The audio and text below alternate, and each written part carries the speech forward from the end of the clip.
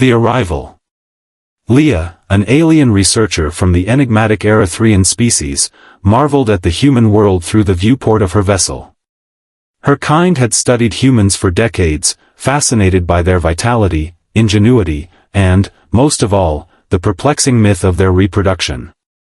Unlike her sterile world of genetic programming and detached efficiency, humans seemed messy and unpredictable, traits she couldn't help but find compelling.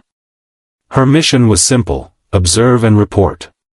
Yet, the sight of a lone human working diligently on a barren Martian outpost sparked her curiosity. This human, a man named Daniel, radiated a sense of purpose she couldn't fathom. Leah's heart, a mere biological mechanism in her species, quickened at the idea of direct interaction. With a determined resolve, she decided to initiate contact. Their meeting was not as clinical as Leah expected. Daniel's humor and warmth disarmed her, igniting a spark of curiosity she hadn't felt before. She found herself drawn not just to his words but to the way he embodied the essence of human unpredictability. Unlikely allies. Leah stood at the edge of Daniel's habitat module, cloaked in a shimmering field of refracted light. Her technology made her invisible to his sensors, but not to his instincts. The man turned abruptly, his sharp eyes scanning the empty air. "Who's there?" he demanded, his voice steady but laced with caution. The curiosity that had driven Leah to this point overpowered her hesitation. She deactivated the cloak, revealing her sleek, ethereal form to him. Daniel froze, his expression a mix of awe and wariness. "You're real," he muttered, eyes darting over her translucent, glowing skin. "What are you?" "I am Leah," she replied, her voice melodic, carrying the peculiar cadence of her species. "An observer. I have watched your kind for a long time." "Watched us?" Daniel's tone sharpened. "For what?" "To understand," she said simply. Her luminescent eyes met his, and she saw the flicker of skepticism melt into something more profound: curiosity. Over the next few hours, their conversation deepened. Leah explained her people's sterile methods of existence, the absence of touch, emotion, and connection. In turn, Daniel shared fragments of humanity's struggles and triumphs, painting vivid pictures of a species driven by passion, survival, and hope. "It's chaotic," Leah admitted, her gaze distant. "Your ways are unpredictable." "That's what makes it real," Daniel countered. "Life isn't meant to be controlled. It's supposed to be messy and wild." As the hours slipped into the Martian night, Leah's perspective began to shift. For the first time, she wondered if there was more to existence than her species had taught her. Perhaps humans weren't primitive after all, perhaps they were something else entirely. The bridge between worlds. The following days turned into an unspoken alliance between Leah and Daniel. Each encounter unraveled more of the barriers between them. Leah, with her boundless curiosity, explored Daniel's world, marveling at the raw ingenuity of his work and the emotional depth in his stories. One evening, as the Martian horizon glowed with the faint shimmer of distant starlight, Daniel shared a story from Earth, a tale of humanity's resilience in the face of despair. It was a story of unity and survival, of strangers becoming family to overcome insurmountable odds. Leah listened intently, her luminous eyes reflecting the distant stars. "You speak of connection," Leah said, her voice tinged with wonder. "But your kind, they divide so often. War, conflict. How do you reconcile these contradictions?" Daniel sighed, leaning back against the cold steel of his outpost's wall. "We're flawed," he admitted. "But that's what makes the good things, love, trust, and hope, worth fighting for. You can't appreciate the light without understanding the dark." The sentiment lingered in the air, wrapping Leah in an unfamiliar warmth. Her kind had long abandoned chaos in favor of sterile harmony. But watching Daniel's expressive face, she wondered if her people's way had stripped them of something vital. Later that night, Leah asked the question she had been too hesitant to voice before. Why do you not fear me? Daniel turned to her, his brow furrowing. Fear you? Why would I? I am different, she replied, her voice barely audible. Your species fears what it does not understand. He chuckled softly, shaking his head. Maybe some do. But me? I think the universe is big enough for all kinds of different. Leah felt something inside her shift, a small, fragile spark of something she couldn't quite name. She wasn't sure if it was his words, his smile, or the sheer audacity of his belief. But it was there, growing stronger. As the days passed, their conversations turned to more practical matters. Daniel shared the challenges of his mission on Mars, and Leah offered insights from her advanced technology.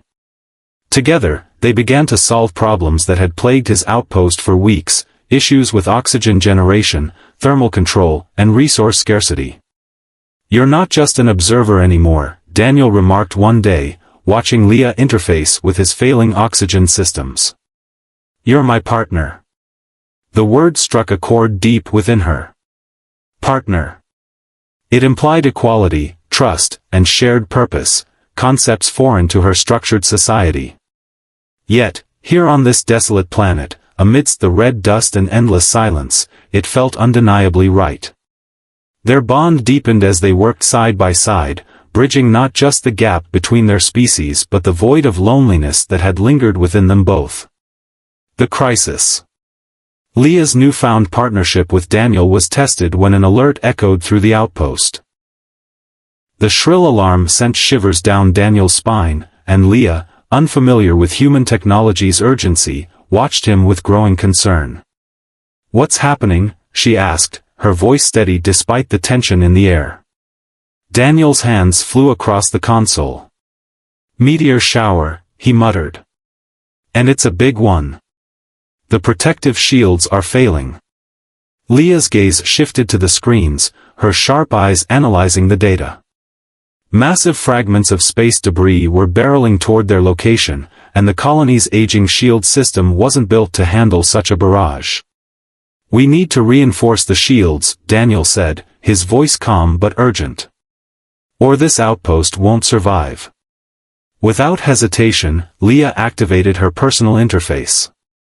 Her species' technology was centuries ahead of humanity's, and she was determined to use every tool at her disposal to help. Show me your schematics, she said. Daniel hesitated for a moment, then nodded. Trust had been their foundation, and now it was their lifeline. He uploaded the data to Leah's device, marveling at how her translucent fingers manipulated the holographic projections with a precision he'd never seen. This system is inefficient, Leah remarked, her voice tinged with frustration. Your technology relies too heavily on brute force.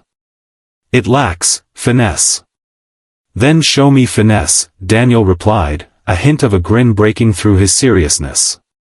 Leah's lips twitched upward, a subtle but genuine smile. I will. Together, they devised a plan. Leah proposed using her advanced nanotechnology to reinforce the shield's weak points, while Daniel worked to reroute power from non-essential systems to bolster its capacity. Time was their enemy, and the meteor shower loomed closer with every passing minute. As they worked, Daniel couldn't help but admire Leah's focus. She was unlike anything, he had ever met. Her calm precision, combined with an almost childlike curiosity, made her both alien and profoundly relatable. She was no longer just an observer, she was part of the solution, part of his world. The outpost shuddered as the first meteor fragment struck the weakened shields. Alarms blared, and the lights flickered. Daniel cursed under his breath, but Leah remained steadfast. Hold the power steady, she instructed. The nanites are almost in place. Minutes felt like hours as the storm raged on. Leah's technology worked in tandem with Daniel's ingenuity, creating a hybrid solution neither could have achieved alone. Finally, with a resounding hum, the shield stabilized, their glow intensifying as the nanites reinforced the structure. The remaining meteors ricocheted harmlessly off the protective barrier, their fiery trails dissipating into the Martian night. Silence fell, broken only by the sound of Daniel's heavy breathing and the rhythmic hum of the now stable systems. "We did it," he said, his voice filled with relief and disbelief. "We did," Leah agreed, her eyes meeting his. For a moment, they simply stood there, two beings from different worlds, united by their shared triumph. The crisis had passed, but the bond between them had grown stronger. Leah had not only proven her worth but had also become an indispensable part of Daniel's life. And as the Martian dawn began to break, painting the horizon in shades of gold and red, they both knew their journey was far from over. The revelation. In the days following the meteor shower, the outpost was quiet, the silence broken only by the hum of machinery and the occasional conversation between Leah and Daniel. They worked tirelessly to repair the damage, but the air between them was different, charged with an unspoken understanding. One evening, as the Martian sunset bathed the outpost in a warm orange glow, Leah stood on the observation deck, her eyes fixed on the horizon. She had always been fascinated by the way humans spoke of beauty, but this moment felt different. It wasn't just the colors or the landscape, it was the presence of something new within her, a spark she couldn't define. Daniel joined her, his footsteps soft against the metallic floor. "Penny for your thoughts," he asked, leaning on the railing beside her. Leah tilted her head, a habit Daniel had come to recognize as her way of processing human expressions. "I am changing," she admitted. "Being here, with you, has altered something in me." Daniel studied her, his brow furrowed. "What do you mean?" "My species values efficiency, logic, and detachment," she began, her voice soft. "We view emotions as a hindrance, an unnecessary complication. But since meeting you, I've come to question that belief. There is something profound in the chaos of your kind." Daniel chuckled, though his tone was warm. "Chaos is putting it mildly." Leah turned to face him fully, her luminous eyes searching his. "Your species feels deeply, connects deeply. It is not weakness, as I was taught, it is strength. I see that now." Her words hung in the air, and for a moment, Daniel was at a loss for what to say. He had always viewed himself as an ordinary man, just trying to survive on a harsh planet. But hearing Leah's perspective made him realize how extraordinary humanity could appear through alien eyes. "I think you're starting to sound a little human yourself," he said finally, a teasing smile tugging at his lips. Leah's own lips curved upward in response, a genuine, if subtle, smile. "Perhaps I am." As the conversation deepened, Leah revealed something she had been hiding. Her mission on Mars was not just observational. Her people had grown concerned about humanity's rapid advancement and its potential to disrupt the delicate balance of the galaxy. Leah had been sent to determine whether humans were a threat. Daniel's expression darkened. "So, what's your verdict?" Leah hesitated, her gaze dropping to the floor. "I cannot deny that your species is unpredictable and capable of destruction. But I have also seen your capacity for creation, resilience, and connection. You are not a threat, Daniel. You are a possibility, a hope." The sincerity in her voice struck a chord in him. For all their flaws, Leah saw something in humanity that even humans often overlooked, their potential to be more than their mistakes. As the Martian night deepened, Daniel placed a hand on Leah's shoulder, grounding her in the moment. "Maybe you were sent to judge us, but I think you've become a part of us. And maybe that's the point." Leah felt the warmth of his touch and the truth in his words. In that moment, she realized she had crossed a line she could never uncross. She was no longer just an observer, she was a participant in the human story.